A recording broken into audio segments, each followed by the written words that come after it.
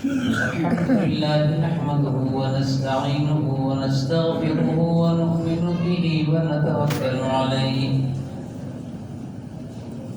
ونعوذ بالله من شرور أنفسنا ومن سيئات أعمالنا من يهده الله فلا مضل له ومن يضلل فلا هادي له ونشهد أن لا إله إلا الله وحده لا شريك له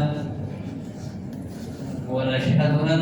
سيدنا ومولانا وحبيبنا وشفيعنا وسندنا محمدا عبده ورسوله أما بعد فأعوذ بالله من الشيطان الرجيم بسم الله الرحمن الرحيم شهر رمضان الذي أنزل فيه القرآن هدى للناس وبينات من الهدى والفرقان فمن شهد منكم الشهر فليصم صدق الله العظيم وقال النبي صلى الله تعالى عليه وسلم من قام رمضان ایمانا واحتسابا دخل الجنہ او کما قال صلی اللہ تعالی علیہ وسلم۔ محترم بزرگوں اور دینی بھائیوں، اللہ تبارک و تعالیٰ کا بہت بڑا انعام ہے کہ اللہ تعالیٰ نے یہ رمضان مبارک کا مہینہ ہمیں عطا فرمایا ہے۔ کتنے لوگ دنیا کے اندر گزشتہ رمضان کے اندر موجود تھے، آج وہ ہمارے درمیان نہیں،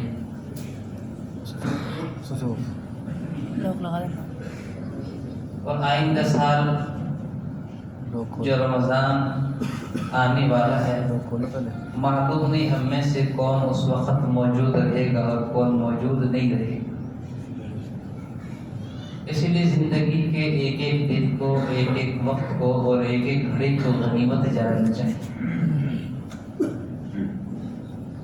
اور انسان کو چاہیے کہ اپنی زندگی کا رخ آخرت کی طرف کر لے۔ رمضان المبارک کا یہ مہینہ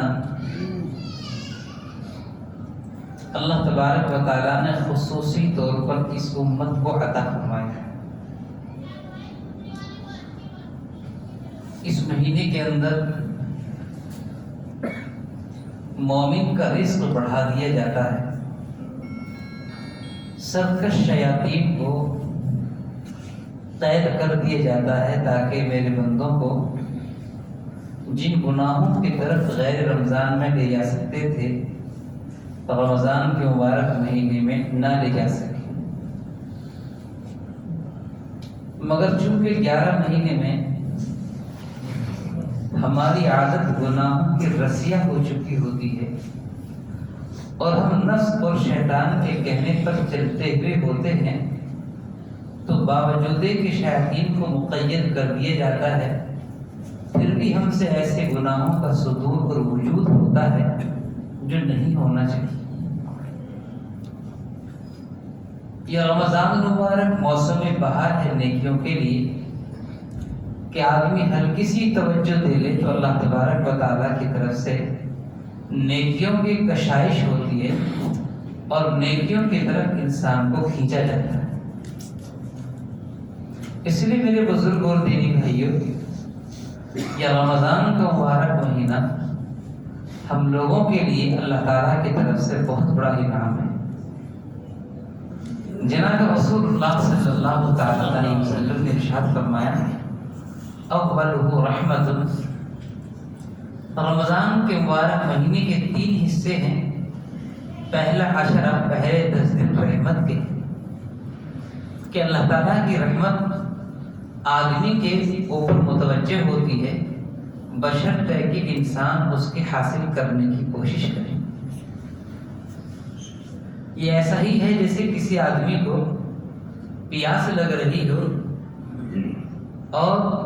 सामने कुएं के अंदर पानी मौजूद हो और कुएं के ऊपर रस्सी और डोर भी मौजूद हो, लेकिन आदमी प्यास प्यास तो पुकारे और उस रस्सी और डोर को कुएं के अंदर न डाले और वहां से पानी निकालकर न पिए। बिल्कुल इसी तरह से हमारी हालत है कि अल्लाह ताला की रहमत तो इस महीने के अंदर शुरू हो गई है, लेकिन उसके लिए रस्सी और डोर को डालने की जरूरत है। और वो ये है कि हम अपने गुनाहों से तौबा करके अल्लाह ताला के सामने रोकर अपने गुनाहों की माफ़ी मांगे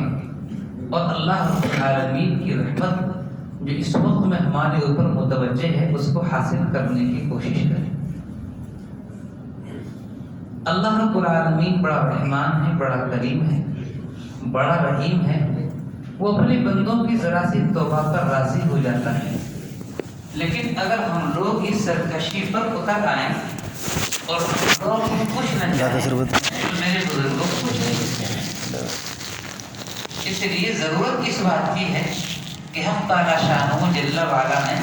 जो ये मौसम हमें आता फरमाया है,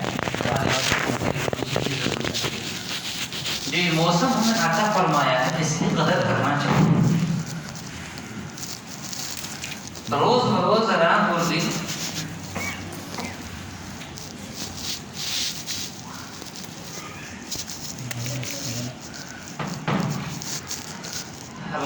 दिन अल्लाह ताला की रहमत मुतवज्जे है, इसलिए थोड़ी सी कोशिश मेरे बुजुर्गों ये रमज़ान का मुबारक महीना जिस वक्त में आकाए मदनी नबी अकरम सल्लल्लाहु अलैहि वसल्लम के ज़माने में आता था, तो सिद्दीक़ आयशा रज़ियल्लाहु तआला अन्हा इरशाद फरमाती हैं कि हुज़ूर अकरम सल्लल्लाहु अलैहि वसल्लम बावजूद कि कुरान करीम में आपकी मग़फ़िरत का ऐलान कर दिया गया है,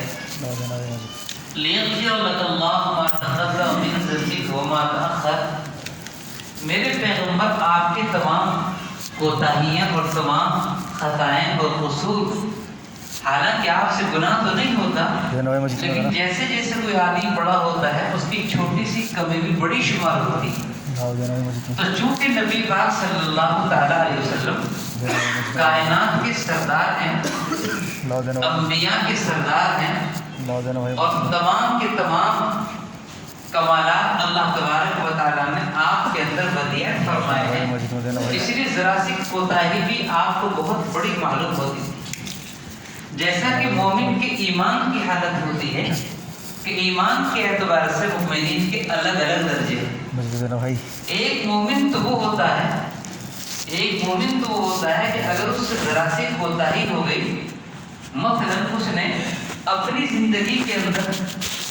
बजाय दाहिने हाथ के बाएं हाथ से खाना खा लिया और पानी पी लिया,